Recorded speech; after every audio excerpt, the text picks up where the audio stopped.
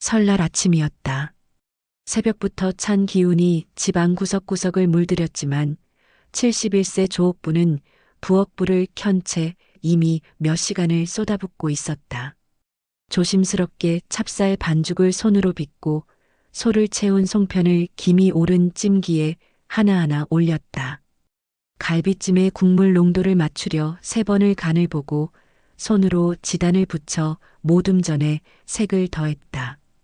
주름진 손에는 뜨거운 국물 자국이 희미하게 배어 있었지만 조옥부는 끝까지 흐트러지지 않게 포장을 마쳤다. 보자기 안엔 세상 누구에게도 흉볼 수 없을 만큼 정갈한 음식들이 가지런히 담겼다. 잡채는 밀지 않고 그냥 눌러 담았고 송편은 부서지지 않게 배추잎 사이사이에 넣었다. 그 옆엔 손주 서진이를 위한 새해 용돈 봉투. 노란 봉투 안에 글씨를 정성껏 눌러 썼다. 늘 건강하고 밝게 자라렴. 사랑하는 할머니가. 조옥부는 김치통 뚜껑을 단단히 눌러 닫으며 말했다. 이건 김치라기보다 내 마음이다. 무거운 김치 항아리를 등짐처럼 이고 보자기와 봉투가 담긴 장바구니를 양손에 나눠들었다. 눈이 조금씩 내리고 있었지만 그날따라 마음은 유난히 따뜻했다. 그래, 오늘은 다 같이 모여 앉아 웃겠지. 쓸쓸했던 명절을 뒤로하고 드디어 가족과 함께할 수 있다는 기대가 발걸음을 가볍게 만들었다. 그렇게 큰아들 윤석진의 아파트 1504호 문 앞에 도착했을 때 그녀는 구부정한 허리를 정리하듯 펴고 초인종을 눌렀다. 띵동. 문이 열리는 찰나 인조 속눈썹을 단 윤소영이 파르르 웃음을 터뜨리며 얼굴을 내밀었다. 입꼬리는 올라가 있었지만 눈빛은 차가웠다. 어머님. 오셨어요. 아이고, 추우셨죠? 겉으로는 반가워하는 듯 했지만 그 눈에는 진심한 톨도 담겨 있지 않았다. 조옥부는 어색한 미소를 지으며 장바구니를 내밀었다. 우리 서진이 좋아하는 송편 해왔어. 갈비찜도 전도 좀 했고 그녀의 말이 끝나기도 전에 윤소영은 아이고 감사해요라며 봉투를 낚아채듯 들고 주방 쪽으로 뒤로 밀어넣듯 건넸다. 봉투를 내려놓는 손끝에는 성의보다 번거로움이 먼저 묻어 있었다. 그리고 바로 이어진 말. 엄마 아빠는 벌써 오셨어요. 그 말에 조옥부는 아주 잠깐 발밑에 현관 바닥이 사라지는 듯한 기분을 느꼈다. 아니, 설마 벌써? 같이 먹자고 하지 않았던가? 아들의 집인데. 나도 식구인데 순간 웃고 있던 입꼬리가 조금씩 내려왔다. 그러나 그녀는 그저 고개를 끄덕이며 조용히 신발을 벗었다. 그래. 그렇구나. 그 말 한마디에 묻힌 기대와 설렘은 천천히 그리고 가차없이 무너져 내렸다. 조심스럽게 거실로 들어선 조옥부는 주변을 둘러보았다. 그제야 눈앞 풍경이 또렷이 들어왔다. 긴 식탁 중앙엔 전복초, 장어구이, 불도장, 수제초밥이 줄지어 있었고 은그릇과 크리스털 잔 와인까지 곁들여져 있었다.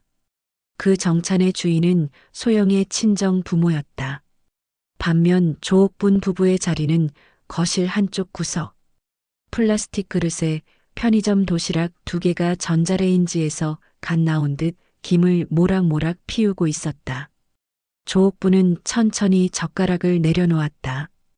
음식에 손을 대지 않았지만 더는 목구멍이 열릴 것 같지 않았다. 눈앞에는 수십만 원짜리 재료로 꾸려진 상차림이 놓여 있었고 그 가장자리에 쓸쓸히 놓인 도시락, 뚜껑 너머로 자신이 만든 음식 보자기는 여전히 열리지 않은 채 발치에 웅크리고 있었다. 남편 김재만은 몇 번 숟가락질을 하다 말고 입을 다물었다. 젓가락을 내려놓는 손끝이 살짝 떨렸지만 아무 말도 하지 않았다. 낯빛은 무거웠고 등을 조금 더 굽혔다. 그 조용한 굴욕의 자세는 조옥분에게 더 깊은 고통으로 다가왔다. 여기까지 와서 이래야 했나. 그때 손녀 서진이 다가왔다. 광어회를 들고 장난스럽게 웃으며 말했다. 할머니, 이거 봐요. 엄마가 회는 친정 식구들만 주래요. 아이의 말에 조옥부는 무심코 손을 뻗었다가 멈췄다. 아무 잘못도 없는 아이의 얼굴을 보며 되려 고개를 끄덕였다. 그래, 서진아, 맛있게 먹어. 그 목소리는 한없이 낮고 부드러웠지만 그 안엔 꾹꾹 눌러 담은 슬픔이 묻어 있었다. 식탁 너머에서 윤소영의 친구에게 영상 통화가 걸려왔다. 그녀는 손에 든 스마트폰을 들며 말없이 웃었다. 어머, 여기 완전 호텔이지? 우리 친정 식사 대접 좀 봐. 그녀는 화면을 식탁 위로 비추며 은그릇과 초밥, 전복을 천천히 훑었다. 하지만 카메라는 곧 플라스틱 그릇이 놓인 조옥분 부부의 자리까지도 담아냈다. 순간 조옥분의 시야가 좁아지는 듯했다. 그 장면이 기록된다는 사실이 숨이 턱 막힐 만큼 끔찍했다. 그 와중에도 윤석진은 여전히 말이 없었다. 아들의 침묵은 조옥분을 가장 고통스럽게 했다. 자신이 모든 걸 내어주며 키운 아이. 새벽 시장 국거리 한 근을 들고도 두 번 다시는 허투루 쓰지 않겠다 다짐했던 그 시절. 등록금과 유학비를 마련하려 방송 출연도 마다하지 않았던 시간들. 그 모든 노력이 오늘 이 순간에 철저히 무너지고 있었다. 그녀는 마음속으로 되뇌었다. 내가 너한테 바란 게 뭐라고 밥 한 그릇이 그렇게 어려운 일이었니? 아니, 사람 대접 한 번 받는 게. 눈시울이 붉어졌지만 그녀는 울지 않았다. 그 순간 울면 무너진 것처럼 보여질까 두려웠다. 그녀는 조용히 허리를 고추 세우고 한 번 더 휴대폰을 꺼냈다. 메모장을 열고 새로운 문장을 추가했다. 도시락 영상 통화. 친정 대접은 자랑, 시댁은 굴욕. 서진도 구분 배웠음. 그녀는 저장 버튼을 꾹 눌렀다. 그리고 손에 힘을 주었다. 식은 송편이 든 보자기를 다시 들었다. 갈비찜도 전도 그대로 다시 봉인했다. 누구 하나 개봉하지 않은 그 음식은 다시 그녀의 품 안으로 들어왔다. 어머님, 식사 안 하세요? 소영의 말에 조옥부는 고개를 들었다. 미소조차 지우지 않은 채 담담하게 말했다. 이 집에선 내가 만든 음식은 필요 없어 보이니까 싸갈게요. 그 목소리는 낮았지만 또렷했다. 그리고 아무도 말리지 않았다. 아들도 며느리도 친정 식구도 그 누구도 그녀를 붙잡지 않았다. 현관문 앞에 섰을 때 조옥부는 신발을 천천히 신었다. 손에 든 김치통이 기울며 약간의 국물이 뚝 땅에 떨어졌다. 그 자국을 닦지도 않고 그녀는 문을 열었다. 또 고요한 복도에 그녀의 구두굽 소리만이 울렸다. 이 굴욕 절대 잊지 않을 거야. 그냥 시댁이라서가 아니라 인간으로서 이런 취급을 받은 거니까. 명절이 지나고 며칠이 흘렀지만 조옥부는 밤마다 잠을 이루지 못했다. 눈을 감을 때마다 거실 한쪽에 놓인 플라스틱 도시락, 아무도 개봉하지 않은 갈비찜 담은 반찬통, 그리고 아무 말도 하지 않았던 아들의 얼굴이 떠올랐다. 이른 새벽 부엌 냉장고를 열었다. 구석에 남겨진 김치 한 통. 그것을 꺼내는 순간 조옥부는 깊은 한숨을 내쉬었다. 그 안에는 단지 반찬만 담긴 게 아니었다. 자신이 살아온 시간, 한 사람으로서의 자존심, 가족을 위해 바쳐온 수십 년의 희생이 함께 담겨 있었다. 뚜껑을 덮는 손끝이 유난히 무거웠다. 조옥부는 29이던 해에 종로의 골목길에서 전통요리 연구소를 열었다.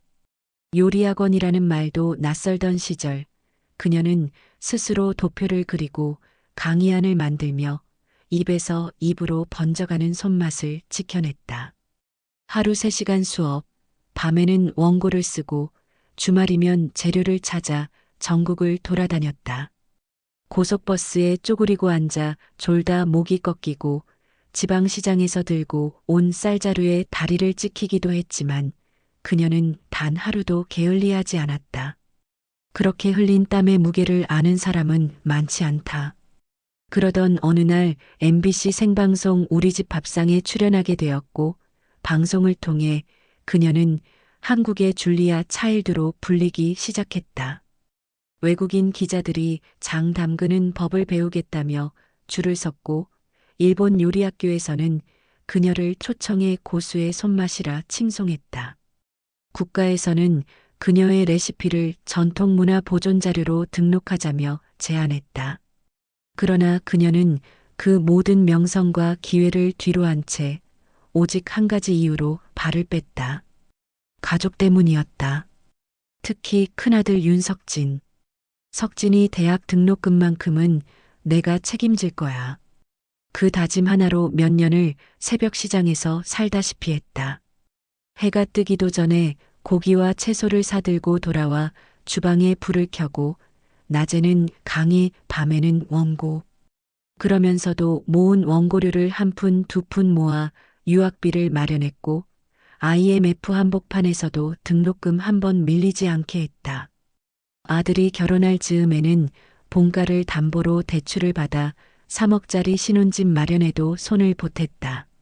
남편은 걱정했지만 조옥부는 담담히 말했다. 내가 조금 더 고생하면 되지. 젊은 사람들 시작부터 불안하면 안 되지. 처음 며느리 윤소영을 만났을 땐 손수 담근 유자청과 수정과를 들고 예의를 다해 인사했다. 그때의 소영은 말수는 적었지만 조용하고 겸손한 사람처럼 보였다. 그래서 다행이라 생각했다. 결혼 후에는 매주 토요일 집에서 요리 수업을 열며 며느리에게도 생활의 기술을 전했다. 된장은 살짝 볶아야 구수하고 갈치는 무에 소금을 먼저 뿌려야 비린내가 안 난다는 비법을 자상히 전해주었다. 하지만 어느 순간부터 며느리는 스마트폰만 들여다보며 네, 알겠어요로 일관했다. 조옥부는 그것이 서운했지만 애쓴다고 믿고 또 참았다. 산후조리도 도맡았고 손녀 서진이 고열에 시달릴 때는 밤새 병원에서 대기하며 기도도 했다. 소영이 어머님 없었으면 못 버텼어요. 라고 말했을 때 조옥부는 며칠을 그 말 한마디로 행복하게 살 수 있었다.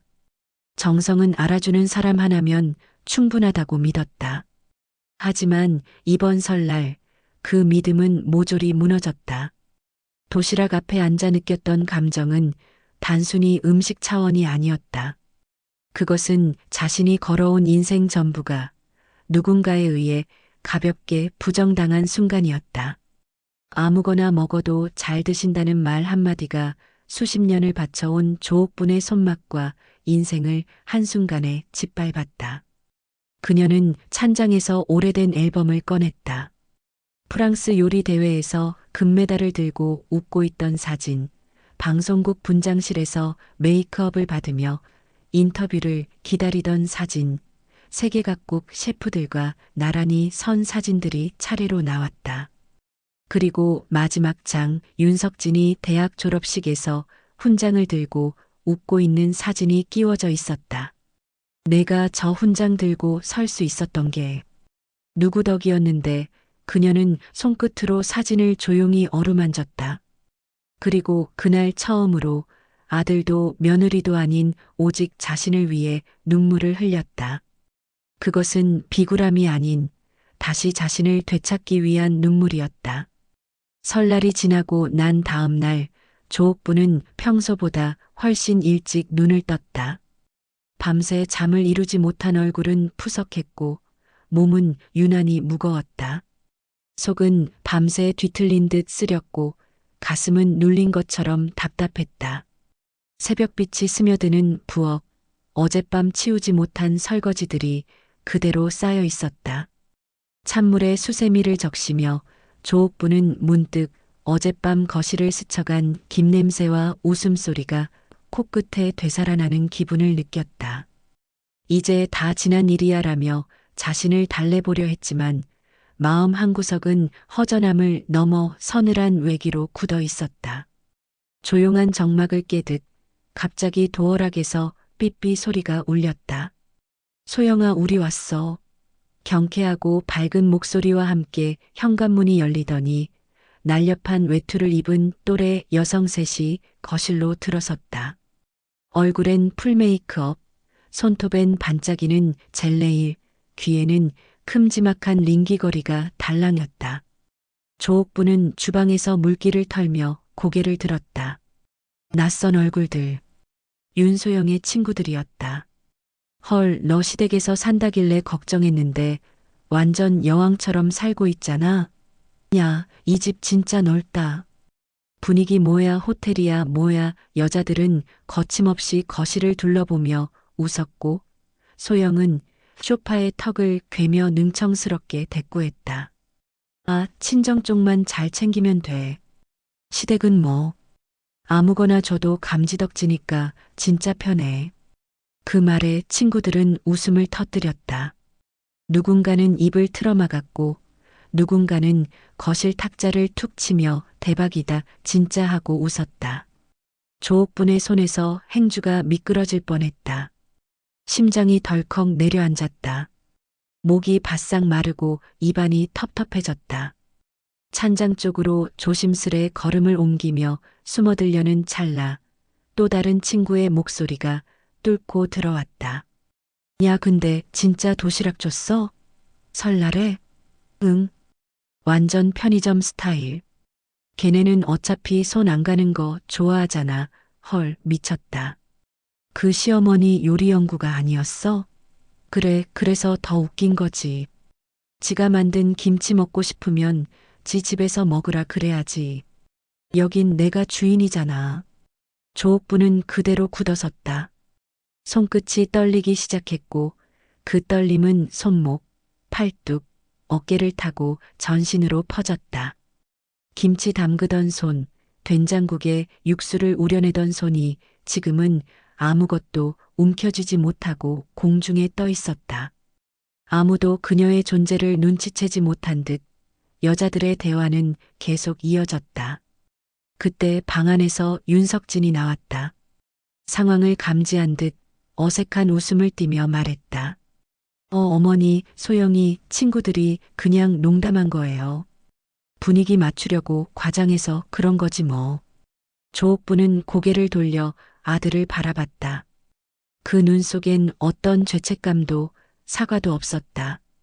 오히려 제발 이 정도로 넘겨주세요라는 비겁함이 10개 번져 있었다. 조옥부는 말없이 조용히 뒤돌아서려다 주방 테이블 위에 던져진 윤소영의 휴대폰을 흘끗 보게 되었다. 잠금이 풀려 있었고 그 순간 알림창이 올라왔다. 단체 채팅방 대화가 반쯤 보였다. 키읔키읔 도시락 인증 완료. 감동했겠지 뭐 어차피 아무거나 좋아하신다며. 키읔키읔 순간 조옥부는 손끝이 얼어붙는 듯한 충격에 휩싸였다. 모든 혈액이 거꾸로 흐르는 느낌, 뇌가 얼얼해지며 귀에서는 웅웅 소리가 울렸다. 숨이 막혀왔다. 그녀는 조용히 자신의 휴대폰을 꺼내 메모장을 열었다. 손가락은 떨렸지만 문장은 단호하고 뚜렷하게 적혔다.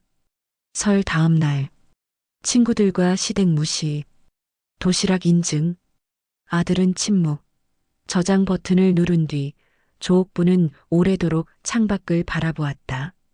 눈은 시리도록 맑았고 햇살은 따스했지만 그녀의 가슴속은 아무도 모르게 눈보라가 휘몰아치고 있었다. 분노는 이미 지나간 상태였다. 대신 깊은 절망과 뼛속까지 스며드는 배신감이 자리 잡았다. 그래, 나는 이 집에서 사람 취급조차 받지 못하는구나. 처음으로 뚜렷하게 그 생각이 들었다. 그날 밤 조옥부는 아무도 없는 안방 한가운데 앉아 손수건 하나를 조심스레 무릎 위에 펼쳤다. 그 위에는 수십 년간 요리 수업에서 가르쳐온 레시피 메모와 명절마다 정리해온 손님 맞이, 요리 순서가 고스란히 적혀 있었다. 하나하나 곱씹으며 그녀는 조용히 중얼거렸다. 이 손으로 만든 음식이 도시락보다 못하다면 내가 뭘 잘못한 걸까? 하지만 그 속에서 또 다른 목소리가 피어올랐다. 아니야. 잘못된 건 내가 아니야. 이들은 아직 진심이 뭔지도 모르고 인간에 대한 예의도 모를 뿐이야. 내가 누구였는지 이제는 보여줘야겠어. 그날 조옥부는 생애 처음으로 자신을 위해 칼을 갈았다. 그것은 요리의 칼이 아니라 무시당한 자존심을 다시 세우기 위한 조용한 결심의 칼날이었다. 명절 마지막 날 오후 조옥부는 작은 주방 의자에 앉아 자신이 기록해온 메모장을 조용히 바라보고 있었다. 손끝으로 페이지를 넘길 때마다 머릿속에는 명절 아침의 굴욕적인 장면들이 되살아났다. 며느리와 그 친구들의 조롱 섞인 웃음소리, 식탁 끝에 놓인 도시락, 그 도시락조차 무심히 던져주듯 올려놓던 손짓, 그리고 누구보다 가슴 아프게 다가온 아들의 침묵까지. 수십 년의 손맛과 헌신이 단 한 끼 밥상 앞에서 짓밟혔다는 사실이 아직도 그녀의 가슴을 꿰뚫고 있었다. 그 모든 장면이, 그 모든 모멸감이 종이 위에 문장으로 또렷이 남아 있었다. 조옥부는 한숨을 내쉬고 휴대폰을 들었다. 정수빈 셰프 호텔 로제라는 이름을 찾았다. 수십 년 전 자신의 전통요리 연구소에서 가장 성실하고 반듯하게 요리를 배우던 제자. 그녀는 짧고 단호하게 말했다. 수빈아, 나야. 오늘 저녁 시간 좀 낼 수 있겠니? 수빈은 한치의 망설임도 없이 대답했다. 선생님, 바로 갈게요. 오후 5시 조용히 조옥분의 집 앞에 고급 블랙벤 한 대가 멈춰섰다. 차량에서 내린 사람들은 호텔 셰프 유니폼을 입은 정수빈과 조리사 셋이었다. 그들의 모습은 마치 고급 출장 케이터링 팀 같았고 정중하게 허리를 숙이며 인사했다. 선생님, 어떤 요리든 가능합니다. 조옥부는 천천히 고개를 끄덕였다. 오늘은 나를 잊은 사람들에게 내가 누구였는지 알려줄 시간이야. 그녀는 조리실에 불을 켰다. 오랫동안 불이 꺼져 있던 부엌은 곧 정제된 전통 조리실로 변했다. 백자 접시, 육수 가마솥, 정온 팬, 손질된 재료들이 빛을 머금으며 제자리를 찾았다.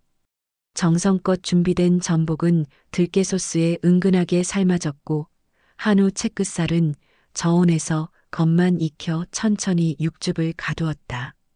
도토리묵은 잣소스로 버무려져 고운 그릇에 담겼고 직접 담근 장아찌는 가지런히 백자에 놓였다. 이 모든 상차림은 조옥분이 평생에 걸쳐 지켜온 손맛과 자존심을 고스란히 담고 있었다. 오후 6시 작은 아들 윤세진 가족이 가장 먼저 도착했고 이어서 윤석진과 윤소영 부부 그리고 명절날 도시락을 조롱하던 친구들까지 집 안으로 들어섰다. 은은한 조명과 국악선율, 정갈한 한식 상차림이 펼쳐진 그 자리에 모두는 당황과 긴장 속에 자리를 잡았다. 조옥부는 정갈하게 한복을 입은 채 미소를 머금고 앉아 있었다. 윤소영이 의아하다는 듯 물었다. 어머님, 이게 무슨 날이에요? 조옥부는 담담히 대답했다. 오늘은 내가 대접하고 싶은 날이야. 내 방식대로. 그때 정수빈 셰프가 앞에 나와 고개를 숙였다. 이 음식은 선생님께서 프랑스 요리 대회에서 수상하신 복분자 전복찜입니다. 이어지는 음식은 한우 채끝살, 전통 간장 숙성 갈비찜, 그리고 잣소스로 무친 도토리묵 모두가 말없이 수빈의 설명을 들으며 테이블을 바라봤다. 음식의 향과 색감, 차림새 하나하나에서 누구도 흉볼 수 없는 정성과 품격이 느껴졌다. 조옥부는 리모컨을 눌렀고 벽면에 설치된 빔 프로젝터가 작동했다. 영상에는 그녀가 과거 방송에 출연하던 장면들이 차례로 흘러나왔다. 명인열전 조옥분의 손맛, 한국의 줄리아 차일드, 외국 셰프들이 인정한 대한민국 한식 명장. 화면 속 그녀는 각국 셰프들과 당당히 서 있었고 장을 담그며 설명하는 손끝은 여전히 또렷했다. 모두가 숨을 죽인 채 화면을 응시했다. 윤소영은 고개를 숙였고 윤석진은 얼굴을 들지 못했다. 조옥부는 조용히 그들을 바라보다 천천히 입을 열었다. 나는 그냥 밥 잘하는 노인이 아니야. 수십 년 동안 이 손맛 하나로 전통을 지키고 세상과 싸워온 사람이야. 그런데 그런 내가 도시락이나 먹는 사람 취급을 받았다는 게 내 인생에서 가장 큰 모욕이었어. 그녀는 이어서 윤소영을 똑바로 바라보며 말했다. 도시락 인증 캡처. 감동했겠지 키읔키읔 그 문장. 아직도 생생하게 기억나. 아무 말도 하지 못한 윤소영은 입술을 달싹일 뿐이었다. 조옥부는 마지막으로 덧붙였다. 나는 너희에게 특별한 걸 원한 게 아니야. 진심한 숟가락이면 됐어. 그런데 너희는 날 조롱했어. 그녀는 고개를 들어 말했다. 이 자리는 나를 존중할 수 있는 사람만 앉아도 돼. 억지로 앉을 필요는 없어. 조용한 침묵 속에 윤소영은 자리에서 일어나 방을 빠져나갔다. 윤석진도 뒤따르려다 조옥분의 말에 멈춰섰다. 석진아, 서진이 갈비찜은 이쪽에 있어. 그 아이는 아직 진심이 뭔지 아는 아이니까. 수빈 셰프는 조용히 다가와 속삭였다. 선생님, 오늘 정말 멋지십니다. 조옥부는 말없이 고개를 끄덕였다. 그 자리는 그 누구보다 단단하고 빛나는 자격으로 앉은 자리였다. 명절 마지막 날 오후 조옥부는 작은 주방 의자에 앉아 자신이 기록해온 메모장을 오래도록 바라봤다. 손끝으로 페이지를 넘길 때마다 며느리와 친구들의 웃음소리, 윤석진의 침묵, 식탁 위 도시락의 김 냄새가 닷새 떠올랐다. 그녀는 조용히 휴대폰을 들어 연락처를 눌렀다. 정수빈 셰프 호텔 로제 10년 전 자신의 연구소에서 눈을 반짝이며 배우던 제자의 이름이었다. 수빈아, 나야. 부탁 하나만 할게. 오늘 저녁 너 시간 되니? 수빈은 잠시도 망설이지 않고 대답했다. 선생님, 바로 갈게요. 약속한 시간보다도 빨리 조옥분의 앞마당에 블랙벤 한 대가 멈췄다. 차량에서 내린 사람들은 호텔 셰프 복장을 한 수빈과 조리사 셋. 마치 미슐랭 출장을 온 듯한 단정한 자세로 인사했다. 선생님, 어떤 요리든 가능합니다. 조옥부는 천천히 고개를 끄덕이며 말했다.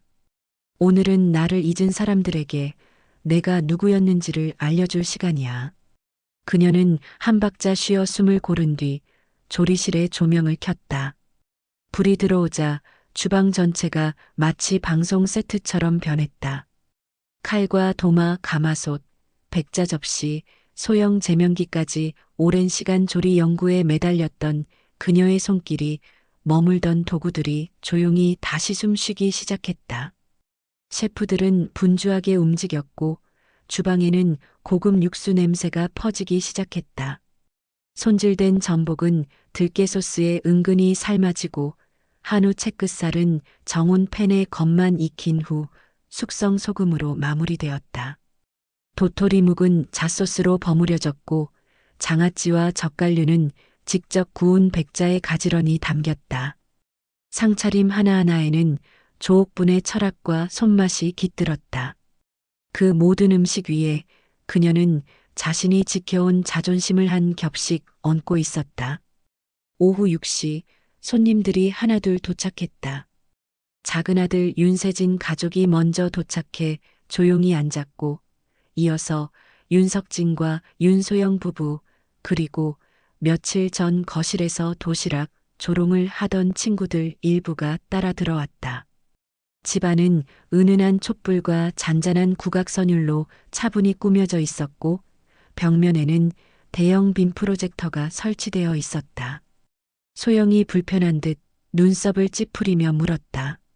어머님, 이게 무슨 날이에요? 조옥부는 평온하게 미소 지었다. 오늘은 내가 대접하고 싶은 날이야. 내 방식대로. 테이블 중앙에는 호텔 뷔페를 능가하는 고급 한식이 예술처럼 차려져 있었고 수빈 셰프가 깍듯하게 인사하며 요리를 하나씩 설명하기 시작했다. 분위기는 긴장 속에서도 기대감이 피어올랐다. 그리고 그 순간 조옥분이 조용히 리모컨을 눌렀다.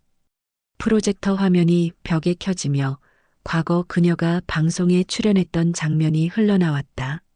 명인열 전 조옥분의 손맛 한국의 줄리아 차일드, 전통을 지켜낸 요리 연구가 외국 셰프들이 인정한 대한민국 한식 명장. 화면 속 조옥분은 자신감 넘치는 눈빛으로 인터뷰에 응하고 각국 셰프들과 함께 전통장을 소개하고 있었다. 순간 거실 안은 숨소리조차 줄어들 만큼 조용해졌다. 윤소영은 당황한 듯 핸드백을 움켜쥐었고 윤석진은 고개를 숙인 채 움직이지 못했다. 친구 중 한 명은 아예 얼굴을 돌렸다. 조옥부는 천천히 그들 쪽을 바라보며 입을 열었다. 나는 그냥 밥 잘하는 할머니가 아니야. 한때 이 나라에서 가장 손맛 좋다는 사람으로 불렸던 사람이야. 그녀는 한 번 숨을 고르며 말을 이었다. 그런 내가 며느리 친구들 앞에서 도시락이나 먹는 사람 취급을 받았다는 게 내 인생에서 가장 큰 모욕이었어. 그녀의 말이 끝났을 때 방 안에 있던 사람들은 아무 말도 하지 못했다. 그리고 조옥부는 다시 입을 열었다. 나는 너희 대접을 바라지 않았다. 그저 진심한 숟가락이면 됐어. 그런데 너희는 날 조롱했어. 그녀는 윤소영을 똑바로 바라보며 덧붙였다. 도시락 인증 캡처 봤어. 감동했겠지 키읔키읔 그 문장. 지금도 기억나. 소영은 입술을 달싹였지만 말은 나오지 않았다. 조옥부는 차분하게 말했다.